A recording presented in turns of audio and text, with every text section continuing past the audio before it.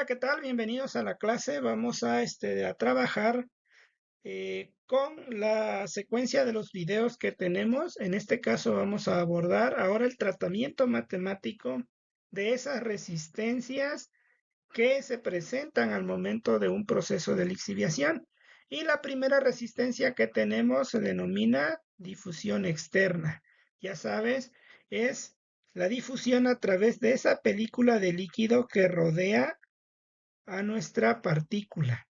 Y bueno, ya habíamos simplificado en el video anterior que la resistencia o cuando la etapa de difusión es la más lenta, es decir, es la que más tiempo va a tomar, pues es la que va a controlar. Entonces nos lleva a esta ecuación matemática, la cual podemos separar de esta manera, la vamos rearreglando y vamos haciendo las operaciones necesarias, integrando a través de R, es la tamaño inicial de la partícula, y este RC es el tamaño del núcleo. Aquí me faltó, aquí la partícula tendría que ser grande, por supuesto, y se va formando una capa de ceniza, pero la partícula o todo ocurre alrededor de esa partícula, o sea, estamos viendo la difusión externa, es decir, la capa de líquido que rodea a la partícula. Pero la partícula obviamente va a ir reaccionando, como ya lo habíamos mencionado en otras clases, solo que este núcleo se va haciendo pequeño y alrededor va quedando una capa de producto. Bueno, pues en ese sentido integramos R desde R a RC hasta el radio del núcleo. Aquí tenemos que hacer hincapié, B es constante, ¿sí? O lo más, pues sí, constante posible. Es decir, no debe variar tanto, eso ya lo sabemos. ¿Por qué? Porque debe haber abundante lixiviante o agente lixiviante en comparación con la cantidad de calcopirita. Es decir, la calcopirita o el mineral, lo que sea, tiene que ser el reactivo limitante. La idea es garantizar que independientemente de lo que ocurra, en algún momento deberíamos extraer el 100%, bueno, disolver el 100% de cobre o del metal de interés. Entonces, si seguimos esta parte paso a paso, vamos integrando y tenemos este esquema final. Ahora, si nosotros definimos a alfa o XB como pues la fracción que se ha disuelto de esta partícula, y como tiene la misma composición del metal de interés, pues la atribuimos a que lo que se haya convertido de ese material es directamente proporcional a lo que se le exhibió, ¿verdad? De ese metal. Y entonces, pues bueno, aquí nosotros tenemos que XB va a ser la diferencia de volúmenes, B0 menos volumen C, o el volumen del núcleo. En otras palabras, ¿cuánto se ha contraído ese núcleo, ajá, inicial que tenía sin reaccionar a un determinado tiempo? En otras palabras, es cuánto ha disminuido o cuánto es el cambio de volumen en eso. Y ese cambio lo atribuimos al porcentaje, bueno, a la fracción de lixiviación. Entonces, B0 entre B0 es 1, BC entre B0. El volumen del núcleo a un determinado tiempo que ha reaccionado, pues es 4 tercios de pi RC, y el núcleo inicial tuvo un volumen de 4 tercios de pi r al cubo. Esto nos queda que XB es 1 menos r al cubo sobre r. Entonces, esta parte la podemos sustituir aquí y llegamos a, bueno, la vamos reordenando para que quede claro. Aquí tú puedes seguir el procedimiento matemático, solamente es el arreglo matemático para llegar a dónde, para llegar a esta expresión donde 1 menos RC al cubo es XB. Y entonces aquí ya sustituimos, estos tendría que ser XB 3R cuadrada KMBK sobre tiempo entre R cúbica. Entonces fíjate, lo que nos queda es que la fracción que se disuelve o que disminuye en volumen del núcleo decreciente de especie B es directamente proporcional a esta expresión.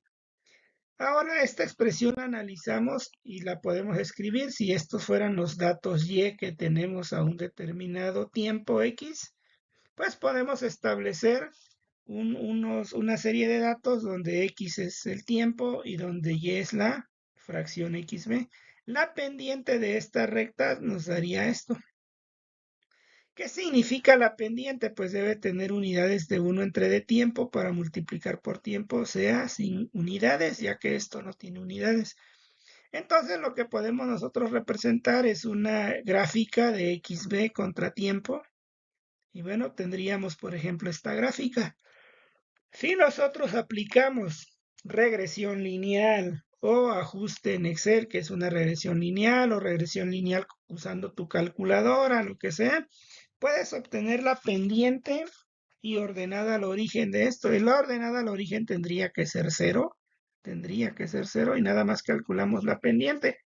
O en Excel le pedimos que nos haga la intersección con el eje Y, es decir, que a Y le ponga cero y nos dé la pendiente. Bueno, ¿qué significa el tiempo de disolución completa? Esta pendiente es este valor. El tiempo de disolución completa es el inverso de este valor, es decir, de densidad de B por R entre 3 kmb sea B0. ¿Y quién es B? Es el coeficiente estequiométrico del lixiviante o del oxidante. Y vamos a obtener una gráfica de este tipo. ¿Qué buscamos? La pendiente y ordenada al origen, pero como ves aquí la ordenada al origen tiene que ser cero. Entonces en Excel le dices que haga cero esto, es decir, que se llama intersección cuando haces una regresión lineal. Le das clic a donde están los datos y le dices regresión lineal o línea de ajuste con intersección en el eje Y, ya te va a dar únicamente una ecuación, pero esa es la que de alguna manera va a contribuir a explicar lo que tienes. Entonces, para este modelo lo importante es calcular todas las XBs, graficarlas con el tiempo en el eje X y las XB en el eje Y, calcular la recta que representa ello y con esta pendiente, el inverso de esa pendiente nos va a dar una estimación de cuánto tiempo necesitamos para disolver una partícula de mineral o de una mena determinada bajo el supuesto de que controle la etapa por difusión externa, es decir, que esa etapa sea la representativa del proceso. Y bueno, pues para ese modelo aquí tú puedes obtener, nos dice que un sulfuro metal cuyo peso molecular es 100, con tamaño de partícula, diámetro 1 milímetro, la densidad nos la dan, está sujeta a lixiviación y ocurre esta reacción global, ¿sí? Y dice, sí, el coeficiente de difusión a través de la capa límite de líquido, ajá, dice, ¿qué tanto tiempo tomará la reacción para completarse? Considere que km es 0.1 centímetros sobre segundo y que la concentración de oxígeno disuelto es 2 por 10 a la menos 7, perdón, 2 por 10 a la menos 4. Esta concentración es muy baja. Es muy importante considerar que una concentración alta la tendríamos para el caso de alta presión, pero un proceso a alta presión y temperatura, pues ya serían autoclaves y demás. Entonces, bueno, calculamos la densidad, pero en términos de mol por litro, el peso molecular dice que es mol. Entonces lo llevamos a mol por litro o mol sobre centímetro cúbico o mol por metro cúbico, según sea el caso. Y bueno, B cuánto vale, B es el coeficiente estequiométrico del oxidante, tomando en cuenta que el sólido tiene que ser 1. Entonces, como este es 1, entonces aquí hay un medio entre de 1, pues nos queda un medio, B vale, entonces, tendría que ser la fracción, perdón, esta es la fracción del sólido, entonces es el oxidante, cuando se deduce todo el modelo matemático, se parte que A vale 1, A es el coeficiente del oxidante. Entonces, para que A valga 1, ¿por quién debo multiplicar aquí? Pues yo tendría que multiplicar por 2 a toda la reacción. Aquí me quedaría un 2, aquí me quedaría un 1. Entonces, por ese motivo, B vale 2. ¿Cuánto vale CaB? Es la concentración del oxígeno en la solución. Nos queda esta concentración. ¿Cuánto vale la densidad? Tantos gramos sobre centímetro cúbico, pero la paso a mol sobre centímetro cúbico. Y únicamente aplico esta ecuación. ¿Cuánto es el radio? Ojo, el radio, no el diámetro. Entonces sería 0.5 milímetros y en centímetros sería 0.5. Densidad molar son estas unidades. KM ya la tenemos, 0.1. CAB ya lo tenemos y bueno, hacemos este cálculo y nos queda que para un proceso de lixiviación con estas consideraciones, únicamente sustituyendo, nos da que alrededor de 4 horas con 16 minutos y 40 segundos sería un tiempo aproximado para disolver una partícula de sulfuro mineral cuyo diámetro es 1 milímetro, ajá, usando oxígeno a estas concentraciones. Y bueno, ya con eso tú puedes saber que si conoces el tiempo, conoces más información, puedes calcular KM o algún otro parámetro que tú consideres. ¿De acuerdo? Pues con esto terminamos esta clase en donde vimos o revisamos rápidamente la resistencia a la difusión externa. ¿De acuerdo?